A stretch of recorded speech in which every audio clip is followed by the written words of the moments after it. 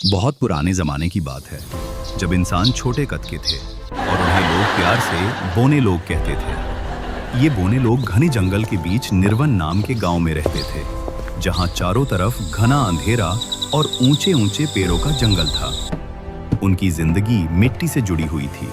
वो मिट्टी में घर बनाते, सुरंगों में अनाज छुपाते और मिट्टी से मोहब्बत करते थे। उनके सरदार बहराम का दिल भी मिट्टी की तरह साफ और मजबूत था। एक दिन निर्वन के किनारे पुराने दरिया में पानी का जोर बढ़ गया और बारिशों ने बाढ़ का पैगाम सुना दिया। बोने लोग अपनी छोटी छोटी झोपड़ियों से निकले और देखा कि पानी पत्थरों को बहाकर ले जा रहा है। बहराम की दादी माई गुल ने कहा, बेटा दरिया रूठ गया है।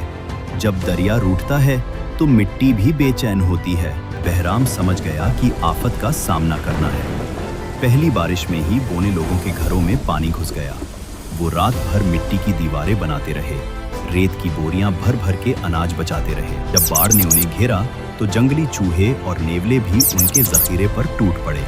रातों को चूहे सुरंगों में घुसकर अनाज तोड़ते, बच्चे डर के मारे चिपक कर सो जाते। बहराम ने बोने लोगों को इकट्ठा किया और कहा कि जंगली जानवरों से लड़ने के लिए मिट्टी का जादू इस्तेमाल करो। सबने सुरंगों में मिट्टी की दीवारें उठाईं, छोटी मशालें जलाईं ताकि अंधेरों में भी जंगली जानवर भाग जाएं।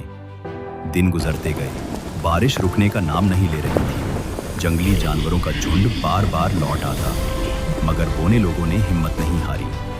बहराम सबको हौसला देता, बच्चे मिट्टी उठाकर बांध बनाते, औरतें सुरंगों में सब कुछ महफूज रखती रहीं। जब पानी ने पूरे गांव को घेर लिया तो बहराम ने सबको एक छोटी सी मिट्टी की पहाड़ी पर इकट्ठा किया और कहा कि मिट्टी से मोहब्बत करो, मिट्टी ही बचाएगी।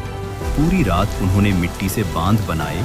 अंधेरा, तूफान और आवाजें सब कुछ तोड़ने की कोशिश करती रही, मगर सुबह सूरज की रोशनी ने देखा कि निर्वन के बोने लोग जिंदा थे, मिट्टी पर मजबूती से खड़े थे। गांव डूब गया था, मगर उनका हौसला नहीं। जब पानी वापस गया तो उन्होंने मिट्टी से फिर घर बनाए, बीज बोए और जिंदगी को फिर से जीत लिया। आज भी कहते हैं कि निर्वन के बोने लोग जंगल की वे मिट्टी में मिलके भी जीत गए और उनका पैगाम हवाओं में घूमता है कि छोटा कद होने का मतलब कमजोर होना नहीं होता, मगर आखिर में वो बोने लोग भी उदास हो जाते हैं जब कोई उनकी कहानी सुनकर लाइक और सब्सक्राइब नहीं करता।